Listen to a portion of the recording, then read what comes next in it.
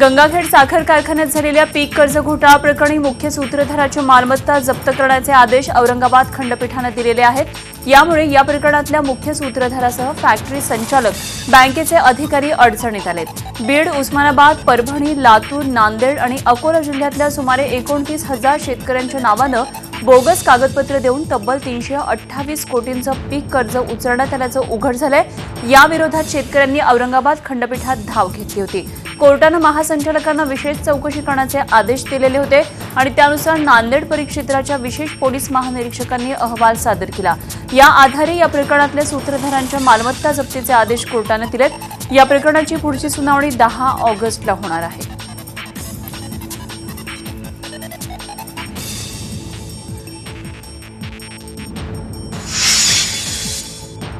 दुष्काळी भागाला पाणी देण्यासाठी 1999 साली बांधलेल्या सातारा जिल्ह्यातल्या तारळी धरणातून गेली 18 वर्षांपासून पाणी दुष्काळी भागाला पोहोचलंच नाही। त्यामध्येच तारळी धरणाच्या गळतीचा प्रश्न उभा राहिलाय। गंभीर बाब म्हणून ही गळती काढण्याचं काम गेली 3 वर्ष सुरू आहे, मात्र अजूनही ही गळती पूर्णपणे निघाली नाही। कोट्यवधी रुपये खर्च करून आणि अनेक गावं विस्थापित करूनही दुष्काळी भागाला अजूनही पाणी मिळू शकलं नाही। जलसंपदा विभागाच्या चुकीच्या नियोजनामुळे हा आणखी किती वर्ष त्रास सहन करावा लागणार हाच खरा प्रश्न आहे। पण जर 4-5 वर्षामध्ये जर धरणाचा वॉल जर लिकेज होत असेल तर राष्ट्रीय संपत्तीची हानी होत आहे। मग हानी होत आहे तर ह्या अधिकाऱ्यांच्यावर गुन्हे का दाखल झाले नाहीत, त्यांच्यावर कडक कारवाई का झालेली नाही। राजकीय लोक फक्त प्रत्येक वेळेला आम्हाला आशा लावून जातात, इलेक्शन आली तेवढ्यापुरते येतात। काय करायचं, आज 100 हेडपर्यंत पाणी अजूनपर्यंत मिळालेलं नाही आणि हेच पाणी आज कुठेतरी बाहेरगावी नेत आहेत। आज आमच्या सगळ्या गोरगरीब लोकांनी ते हालाकीत राहिलेले आहेत।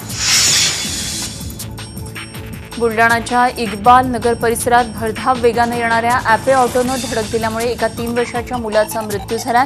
मोहम्मद अबुझर असं या मुलाचं नाव आहे। या घटनेमुळे मिर्झानगर परिसरात तणावाचं वातावरण होतं। अबुझर एका दुकानातून काही वस्तू आणण्यासाठी गेला होता आणि त्याचवेळी चालकाचं नियंत्रण सुटलं आणि ही ॲपे ऑटो त्याच्यावर येऊन धडकली। यामध्ये अबुझरचा जागीच मृत्यू झाला। मुलाच्या काकानं केलेल्या तक्रारीनंतर पोलिसांनी ॲपे ऑटोच्या चालकाला ताब्यात घेऊन गुन्हा दाखल केलाय। यावेळी पोलीस स्टेशन परिसरात नागरिकांनी मोठ्या प्रमाणात गर्दी केली होती।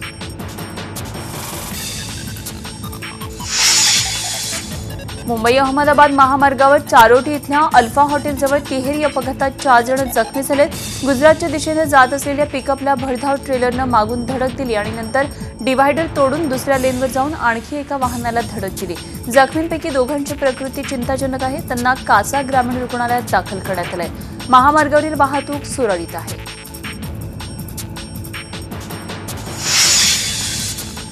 रत्नागिरीमध्ये द बर्निंग कारचा थरार पाहायला मिळाला। एका चालत्या क्वालिस गाडीनं अचानक पेट घेतला। रत्नागिरी शहरातल्या खालचीआळीमध्ये सोहम गार्डन समोरील रस्त्यावर ही घटना घडली।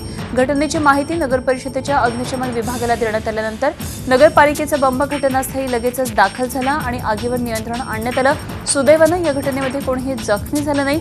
दरम्यान गाडी शॉर्ट सर्किट झाल्यानं गाडीनं पेट घेतल्याचं बोललं जातंय।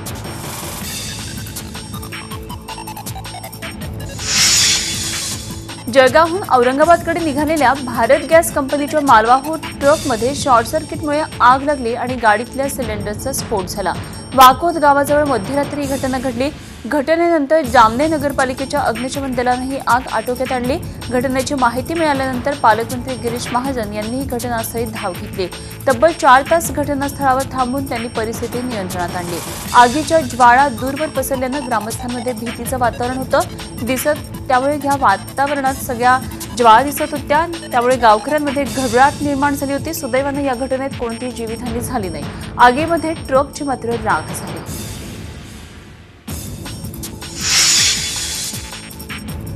जुन्या मुंबई पुणे महामार्गावर पेट्रोलची गळती होऊन टँकरनं पेट घेतल्यानं महामार्गावरील वाहतूक ठप्प झाली होती। पनवेल आणि रसायनी दरम्यान भोकरपाडा गावाजवळ ही घटना घडली।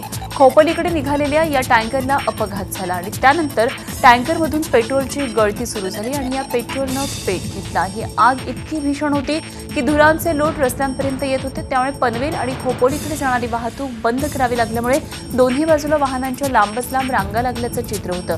आगीवर नियंत्रण मिळवण्यात यश आल्यानंतर वाहतूक पुन्हा सुरू झाली।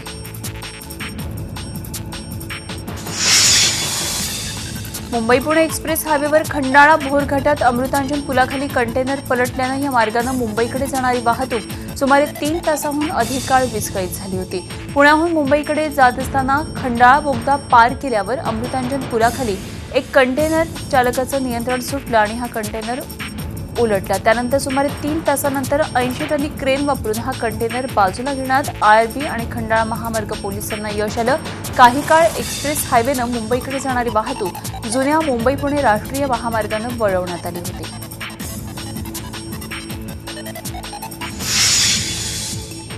रायगड जिल्ह्यातल्या पर्यटन स्थळांवर गेल्या 2 महिन्यामध्ये पावसाळी पर्यटनात हलगर्जीपणा आणि अतिउत्साहीपणामुळे 13 पर्यटकांना आपला जीव गमवावा लागलाय. याच पार्श्वभूमीवर पर्यटकांमध्ये जनजागृती करण्यासाठी रायगड जिल्ह्यातल्या अपघातग्रस्तांच्या मदतीला व्हॉट्सअप ग्रुप आणि रायगड पोलिसांनी जनजागृती मोहीम हाती घेतली आहे. मुंबई पुणे एक्सप्रेसवेवरील खालापूर टोलनाका इथं पर्यटकांना सुरक्षिततेचा सल्ला देणाऱ्या बॅनर्सच्या माध्यमातून जनजागृती करण्यात आली. यावेळी पर्यटकांना सुरक्षित प्रवास, सुरक्षित पर्यटन आणि दारूचं सेवन न करण्याची मोहीम राबवण्यात आली. अहमदनगर जिल्ह्यातल्या श्रीगोंदा शहरात गोवंश पकडून पोलिसांच्या ताब्यात देणाऱ्या गोरक्षकांवर 20 ते 25 जणांच्या जमावानं पोलीस ठाण्यासमोरच हल्ला केला. या मारहाणीमध्ये पुण्यामधल्या 8 गोरक्षक गंभीर जखमी झाले. शुक्रवारी रात्री आणि शनिवारी दुपारी गोरक्षकांनी पोलिसांना जवळपास 11 गायी पकडून दिल्या होत्या आणि त्याची नोंद श्रीगोंदा पोलीस ठाण्यामध्ये सुरू होती. त्यावेळी 20 ते 25 जणांचा जमाव तिथे आला आणि त्यांनी गोरक्षकांना घेरून बेदम मारहाण केली. या घटनेनंतर हल्लेखोर तिथनं पसार झाले. या प्रकरणी श्रीगोंदा पोलीस ठाण्यात गुन्हा दाखल करण्यात आलाय. उपेंद्र बलकवडे, प्रतीक गायकवाड, निखिल जरांदे, केतन बासुलकर, तुषार कदम, नितीन देशमुख, सचिन जवळके, मंगेश नढे अशी जखमी झालेल्या गोरक्षकांची नावं आहेत. अहमदनगर जिल्ह्यातल्या घोड नदी पात्रात सुरू असलेल्या अवैध वाळू उपसा करणाऱ्या विरोधात श्रीगोंदा तहसीलदार महेंद्र माळी यांनी धडाकेबाज कारवाई सुरू केली आहे. सलग 2 दिवस घोड नदी पात्रात कारवाई करत वाळू उपसा करणाऱ्या 7 यांत्रिकी बोटी ब्लास्ट करून उद्ध्वस्त करण्यात आल्या. यामध्ये वाळू तस्करांचं जवळपास 42 लाख रुपयांचं नुकसान झालंय. अवैध वाळू उपसा करणारे पोलीस, महसूल कर्मचाऱ्यांची चाहूल लागताच बोटी सोडून पळून जातात. त्यामुळे वाळू तस्करांवर आळा घालण्यासाठी बोटी नष्ट करण्याचं धोरण महसूल विभागानं अवलंबलं आहे. डोंबिवलीमध्ये खंवाळ पाडा इथं सुमारे 11 इंच व्यासाची पाईपलाईनच्या वरच्या व्हॉल्व्ह आज सकाळी फुटला आणि ट्रकच्या धडकेमुळे या पाईपलाईनवरील हा व्हॉल्व्ह फुटला. त्यामुळे पाण्याचे उंच फवारे उडत होते. सुमारे तासभर हजारो लिटर पाणी यामुळे वाया गेलं. दरम्यान महापालिका पाणीपुरवठा विभागातले कर्मचारी तात्काळ घटनास्थळी पोहोचले आणि हे पाणी बंद केलं.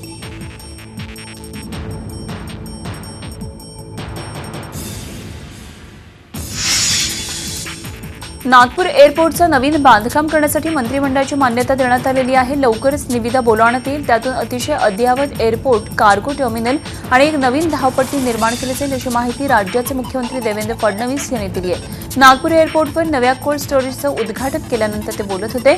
नागपूर एअरपोर्टवर कोल्ड स्टोरेजची आवश्यकता होती ती आता पूर्ण झाली. येत्या काळात फ्री ट्रेड, वेअरहाऊसिंग झोन आणि इतर व्यवस्था करण्याचा राज्य सरकारचा प्रयत्न असल्याचंही मुख्यमंत्र्यांनी सांगितलंय. RFQ डॉक्युमेंटला देखील राज्याच्या कॅबिनेटने मान्यता दिलेली आहे. त्यामुळे लवकरच आता याची जी काही बोली आहे ती देखील बोलवण्यात येईल आणि त्यातनं अतिशय अद्ययावत अशा प्रकारचं एअरपोर्ट, कार्गो टर्मिनल, एक अजून या ठिकाणी रनवे, अशा सगळ्या प्रकारच्या फॅसिलिटीज आपण तयार करू. आता आम्ही जे हे कोल्ड स्टोरेज उभं केलं आहे हे नागपूरला आजपर्यंत काही नव्हतं. ते आपण आता नवीन फर्स्ट टाइम इनोव्हेशन करून सुरू केलं आहे. 10 टन कॅपॅसिटीचं आपण सुरुवात केली आहे आणि त्यानंतर जसं जसं आपला सध्या निर्यातसाठीच आहे, पण आपण आयातसाठी पण आणि डोमेस्टिकसाठी पण हे आपण लवकरच सुरू करणार आहोत. बेस्ट संपाबाबत महापौर बंगल्यावर झालेली बैठक निष्फळ ठरली आहे. 10 ऑगस्टपर्यंत कर्मचाऱ्यांचे पगार देण्यात येतील असं आश्वासन महापौर विश्वनाथ महाडेश्वरांनी दिलंय. मात्र लेखी आश्वासनाची मागणी कर्मचारी संघटनांनी लावून धरली आहे. पालिका आयुक्तांवर आपला विश्वास नाही, कर्मचारी संपावर जाणार असल्याचं कामगार नेते शशांक राव यांनी जाहीर केलंय. शिवसेनेची कामगार संघटनाही या संपामध्ये सहभागी होणार असल्याचं ते म्हणाले.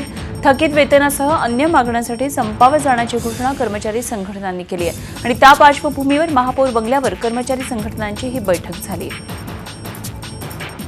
BSTच्या कर्मचाऱ्यांचा पगार महापालिका प्रशासन, BST प्रशासन यांच्या माध्यमातून 10 तारीखपर्यंत हा पगार सर्व कर्मचाऱ्यांना देण्यात येईल आणि तो 1-2 महिन्यासाठी नव्हे, तो कायमस्वरूपी त्यांचं वेतन वेळेत देण्याबाबतचा आज निर्णय घेण्यात आला. की आमची जी प्रमुख मागणी आहे त्याच्यामध्ये BSTचा कामगार हा महानगरपालिकेचा कामगार असल्याने त्याची सर्वस्व पगारापासून ते बाकी सर्व जबाबदाऱ्या हे महानगरपालिकेने घेतली पाहिजे. याचं जोपर्यंत महानगरपालिकेचे आयुक्त लेखी स्वरूपात आम्हाला देत नाहीत तोपर्यंत हा संप सुरू राहणार आहे आणि म्हणून हा संप आज मध्यरात्रीपासून हा संप सुरू होणार. मुंबईतले सर्वाधिक श्रीमंत सार्वजनिक गणेशोत्सव मंडळ म्हणून लालबागच्या राजाची ओळख. दरवर्षी सरासरी 15 ते 16 कोटी रुपयांची देणगी गोळा होणाऱ्या या मंडळाला हवं होतं 5 कोटी 80 लाखांचं कर्ज आणि तेही ओसी नसलेल्या इमारतीतल्या प्रॉपर्टी खरेदी करण्यासाठी. मात्र मंडळाचा हा डाव धर्मदाय आयुक्त कार्यालयानं हाणून पाडलाय. सर्वाधिक श्रीमंत गणेश मंडळ असलेल्या लालबागचा राजा मंडळास कर्ज काढण्याची वेळ का येते हा खरा प्रश्न आहे. धर्मादाय आयुक्तांकडे लोन मिळण्यासाठी अर्ज केला होता. लालबाग राजा एवढं गडगंज श्रीमंत आहे असं म्हणतं, पण असं काही नाही आहे. या मंडळाकडे फक्त 6 करोड रुपये बाकी आहेत, त्यांच्या ठेवी बाकी आहेत. 99 ग्राम सोनं बाकी आहे, 108 ग्रामचे चांदीचे मुकुट बाकी आहेत. टोटल म्हणजे लोकल आता पण आपण म्हणत होतो की या मंडळात भ्रष्टाचार नाही, पण एक खरी गोष्ट आहे, या मंडळात भ्रष्टाचार आहे. उच्च न्यायालयातल्या फेरसुनावणीमध्ये नेमकं काय होणार, निर्बंधांमधून दिलासा मिळणार का, हे आणि असे अनेक प्रश्न आता गोविंदा पथक आणि दहीहंडी उत्सवाच्या आयोजकांना पडत असतील. पण त्या मानसिक दडपण आणि ताणतणावाखाली न राहता गोविंदा पथकांनी आपला सराव सुरू केला. 7 ऑगस्टला उच्च न्यायालयामध्ये या प्रकरणी सुनावणी आहे. गोविंदा पथकांचा सराव मोठ्या जोशात सध्या सुरू आहे. 9 थरांचा विश्वविक्रमाची नोंद केलेल्या माझगाव इथल्या ताडवाडी गोविंदा पथकाचा सरावही त्याच पद्धतीनं होत आहे. दीर्घ कालावधीनंतर यंदाच्या वर्षी रक्षाबंधन आणि चंद्रग्रहण एकाच दिवशी येत असल्यानं रक्षाबंधन साजरं करावं की नाही, ज्यांच्या घरी कुलाचार आहेत त्यांनी काय करावं याविषयी नागरिकांमध्ये संभ्रम आहे. नाशिकच्या पुरोहितांनी हा संभ्रम दूर केलाय. रक्षाबंधन साजरं करण्यासाठी कुठलाही वेळ अशुभ नाही अथवा त्याबाबतीत शंका घेण्याचं काहीच कारण नसल्याचं स्पष्ट केलंय. सकाळपासून संध्याकाळपर्यंत केव्हाही हा सण साजरा करता येणार आहे.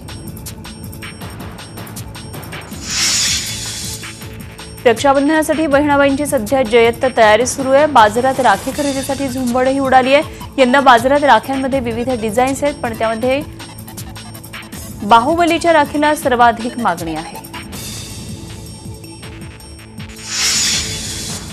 ठाणे मध्यवर्ती तुरुंगातल्या महिला कैद्यांनी बनवलेल्या राख्यांना मोठ्या प्रमाणात मागणी आहे आणि विशेष म्हणजे सर्वत्र महागाई वाढली असताना बाजारातल्या तुलनेत या राखींचे भाव तिपटीनं कमी आहेत. विविध गुन्ह्यांमध्ये अटक झालेल्या 90 महिला कैदी ठाणे मध्यवर्ती कारागृहामध्ये आहेत. या महिला कैद्यांनी विविध 12 प्रकारातल्या 600 राख्या तयार केल्यात आणि अशी माहिती ठाणे मध्यवर्ती कारागृहाचे तुरुंग अधीक्षक नितीन वायचड यांनी दिली आहे. या राख्या सध्या ठाणे मध्यवर्ती कारागृहाच्या बाहेर असलेल्या तुरुंग विक्री केंद्रात विक्रीसाठी ठेवण्यात आलेल्या आहेत. अवघ्या 6 ते 10 रुपयांमध्ये या राख्या उपलब्ध आहेत. ठाण्याच्या घोडबंद रोडवरील स्नेहदीप विद्यालयामध्ये गतिमंद विद्यार्थ्यांसाठी एक आगळावेगळा उपक्रम राबवण्यात आला. या उपक्रमावेळी ठाणे शहरातल्या विविध विद्यालयातले विद्यार्थी आणि विद्यार्थिनींनी सहभाग घेऊन रक्षाबंधन साजरं केलं. गतिमंद शाळेतल्या विद्यार्थ्यांच्या चेहऱ्यावर स्मितहास्य आणण्यासाठी हा एक आगळावेगळा उपक्रम आयोजित करण्यात आला होता. 1989 मध्ये ही शाळा सुरू झाली. गेल्या 21 वर्षांपासून ही शाळा रक्षाबंधनाचा असा कार्यक्रम आयोजित करत आहे. या उपक्रमाच्या माध्यमातून अनेक गतिमंद विद्यार्थ्यांची इतरांशी ओळख आणि मैत्री झाल्याचं मुख्याध्यापकांनी सांगितलं. चंद्रपूरच्या नामांकित डॉक्टर आंबेडकर कॉलेजचे प्राचार्य डॉक्टर राजेश दहेगावकर यांच्यासह 7 लोकांवर फसवणुकीचा गुन्हा दाखल झालाय. रामनगर पोलीस स्टेशनमध्ये हा गुन्हा दाखल करण्यात आला आहे. आरोपींमध्ये प्राचार्यासह 3 प्राध्यापक आणि 3 विद्यार्थ्यांचा देखील समावेश आहे. 2016च्या हिवाळी हंगामात LLBची परीक्षा घेण्यात आली होती, ज्यामध्ये चंद्रपूरच्या SP लॉ कॉलेजच्या काही विद्यार्थ्यांना आंबेडकर कॉलेजची परीक्षा केंद्र मिळालेलं होतं. मात्र धक्कादायक म्हणजे 3 विद्यार्थी या परीक्षेत अनुपस्थित असताना देखील त्यांच्या उत्तरपत्रिका सोडवून त्या विद्यापीठाला पाठवण्यात आल्या. या संपूर्ण प्रकरणात परीक्षा केंद्र अधिकारी डॉक्टर राजेश दहेगावकर, सहकेंद्र अधिकारी प्राध्यापक सतीश पेठकर, पर्यवेक्षक प्राध्यापक प्रशांत पुराणिक आणि प्राध्यापक SW उमक यांचा समावेश होता. ठाणे महापालिकेचे आयुक्त संजीव जयस्वाल यांच्या संकल्पनेतून नाका कामगार महिलांसाठी एक अभिनव उपक्रम राबवण्यात येणार आहे आणि त्याकरता या महिलांना शिक्षणाच्या मुख्य प्रवाहात आणण्यासाठी शाळा आपल्या दारी हा उपक्रम राबवण्यात येणार आहे. त्यानुसार या महिलांना त्यांना आवडीचं काम याबद्दल प्रशिक्षण दिलं जाणार आहे आणि त्यातून त्यांना रोजगाराची संधी मिळणार आहे. याबाबतचा प्रस्ताव नुकत्याच झालेल्या महासभेमध्ये मंजूर करण्यात आलाय. नाका कामगार महिलांसाठी राबवण्यात येणाऱ्या उपक्रमाला नाका शाळा असं संबोधलं जाणार आहे. इथे दिल्या जाणाऱ्या मूलभूत प्रशिक्षण आणि प्रशिक्षणार्थींसाठी विद्यावेतनाचा भार महापालिका उचलणार आहे. एअर मार्शल हेमंत नारायण भागवत यांची भारतीय वायुसेनेच्या प्रशासकीय विभाग प्रमुखपदी नियुक्ती करण्यात आली आहे. भागवत हे मूळचे रत्नागिरी जिल्ह्यातल्या चिपळूण इथले आहेत. भागवत यांनी वायुदलातल्या या भरारीनं जिल्हावासियांचा ऊर अभिमानानं भरून आलाय. एअर मार्शल भागवत यांनी 1 ऑगस्ट 2017ला नव्या पदाची सूत्र स्वीकारली. यापूर्वी ते वायुसेनेच्या मुख्यालयात महासंचालक पदावर कार्यरत होते. पॅराट्रुपिंगमधल्या महत्त्वपूर्ण योगदानासाठी राष्ट्रपतींच्या हस्ते वायुसेना पदकानं त्यांना सेवा पदक आणि विशिष्ट सेवा पदकानं सन्मानित करण्यात आलं.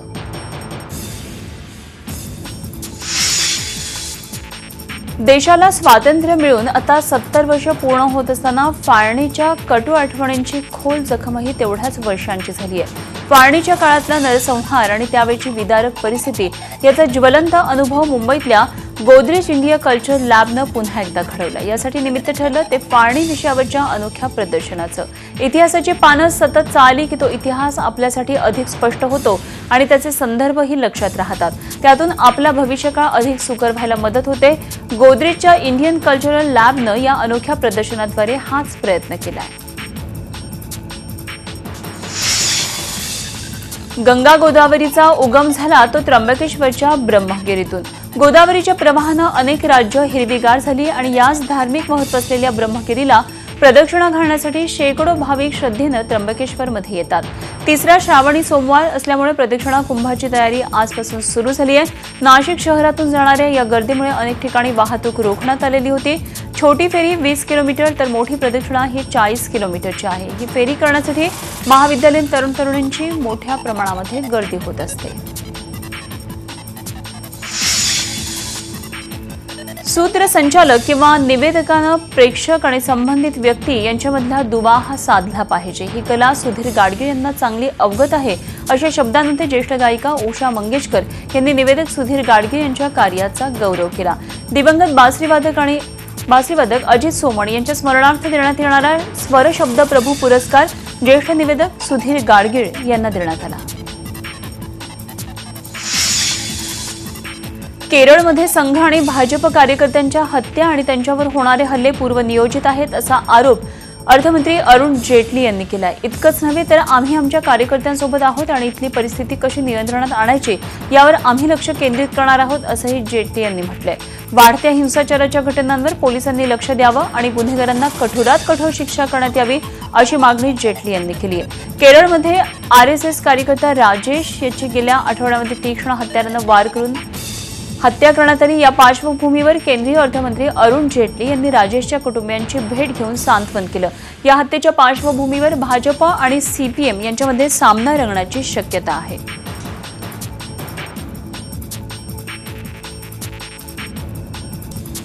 कोलंबो टेस्टमध्ये टीम इंडियानं श्रीलंकेचा 1 इनिंग आणि 53 रन्सनं पराभव केला. रवींद्र जाडेजाच्या स्पिन माऱ्यासमोर लंकन बॅटिंग ढेपाळली.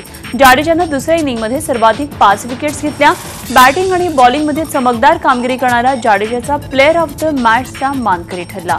श्रीलंकेची टीम दुसऱ्या इनिंगमध्ये 386 रन्सवर ऑल आऊट झाली. या विजयासह भारतानं 3 टेस्ट मॅचेसच्या सिरीजमध्ये 2-0नं विजयी आघाडी घेतली. विराट कोहलीच्या नेतृत्वाखाली भारताचा हा सलग 8वा टेस्ट सिरीज विजय ठरलाय. 94 वर्षीय ज्येष्ठ अभिनेता दिलीप कुमार यांच्यावर मुंबईतल्या लीलावती हॉस्पिटलमध्ये उपचार सुरू आहेत. डिहायड्रेशन आणि त्यानंतर किडनीचा त्रास होऊ लागल्यानं त्यांना हॉस्पिटलमध्ये दाखल करण्यात आलं. त्यांना ICUमध्ये ठेवण्यात आले. त्यांची प्रकृती आता स्थिर आहे असं डॉक्टरांनी सांगितलंय.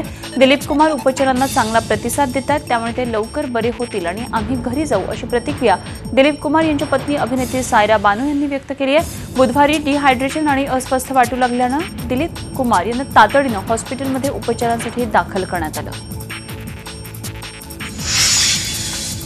अभिनेता अक्षय कुमारने उत्तर प्रदेशचे मुख्यमंत्री योगी आदित्यनाथ यांच्यासोबत स्वच्छतेची शपथ घेतली. अक्षय त्याच्या आगामी टॉयलेट एक प्रेमकथा या सिनेमाच्या प्रमोशनसाठी अभिनेत्री भूमी पेडणेकर सोबत लखनौ इथं पोहोचला होता. यावेळी अक्षय आणि भूमीनं मुख्यमंत्री आदित्यनाथ योगी यांच्यासोबत साफसफाई केली. दरम्यान योगी सरकारनं उत्तर प्रदेश इथं अक्षयचा टॉयलेट एक प्रेमकथा हा सिनेमा टॅक्स फ्री केला आहे. आपल्या संपूर्ण मंत्रिमंडळासोबत योगी आदित्यनाथ हा सिनेमा पाहणार आहेत. येत्या 11 ऑगस्टला हा सिनेमा प्रदर्शित होतोय. अभिनयाकडून निर्मिती क्षेत्राकडे वळलेल्या ट्विंकल खन्नानं आगामी पॅडमॅन या सिनेमाच्या प्रदर्शनाची तारीख जाहीर केली आहे. या सिनेमात अक्षय कुमार, सोनम कपूर आणि राधिका आप्टे यांच्या मुख्य भूमिका आहेत. ट्विंकलची पहिलीच निर्मिती असलेला पॅडमॅन 13 एप्रिल 2018ला प्रदर्शित होईल. गावातल्या आणि इतर भागातल्या स्त्रियांमध्ये मासिक पाळी आणि सॅनिटरी नॅपकिनविषयी अधिकाधिक माहिती पोहोचावी याकरता झगडणाऱ्या अरुणाचलम मुरुगनाथम यांच्यावर हा सिनेमा आधारित आहे. झी 24 तास रहा एक पाऊल पुढे.